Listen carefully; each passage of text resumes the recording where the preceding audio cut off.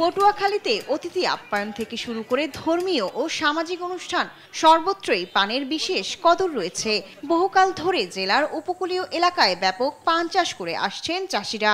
তবে কালের বিবর্তন আর জলবায়ু পরিবর্তনের কারণে পান চাষে তেমন লাভ না থাকায় পান চাষিরা ঝুঁকছেন অন্য পেশায়। এবছর পটুয়াখালীতে প্রায় ৭০০ হেক্টর জমিতে হয়েছে পানের চাষ। আবহাওয়া অনুকূলে থাকায় ফলনও হয়েছে বাম্পার, কিন্তু ভালো ফলনের আনন্দ ম্লান করে দিয়েছে বাজার দর। চাষিদের অভিযোগ, সার কীটনাশক সহ কৃষি উপকরণের দাম বেড়েছে কয়েক গুণ, অথচ বাজারে পানের দাম নেমেছে তলানিতে।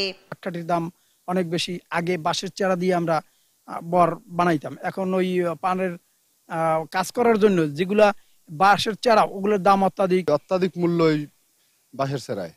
এই জন্য আমরা পাট করে দিই এখন, মানে গাইগুলো দিয়ে আমরা রাখতে পারতেছি না। পানের দাম যদি না বাড়ে তাহলে আমরা চলতে পারি না। বড় অবস্থা খুবই খারাপ। খৈর যেমন খৈর সার এগুলো কিনতে অনেক আর কি আগে দাম কম ছিল, এখন একটু বেশি। আগে সার খৈর কিনতাম 20 টাকা 30 টাকা, এখন 60 টাকা কেনা লাগে। সরকারের পক্ষ থেকে কোনো ধরনের প্রণোদনা বা আর্থিক সহায়তা দেয়া হয় না। তবে ভবিষ্যতে এ বিষয়ে সরকারের দৃষ্টি আকর্ষণ করার জন্য সচেষ্ট থাকার কথা জানায় কৃষি সম্প্রসারণ অধিদপ্তর। পানের বিষয়ে সরকারের কোনো ধরনের প্রণোদনা বা আর্থিক সহায়তা, এই রকম কোনো সহযোগিতা আমাদের সরকারের পক্ষ থেকে নেই, আমাদের বিভাগীয় থেকেও দেওয়া হয় না।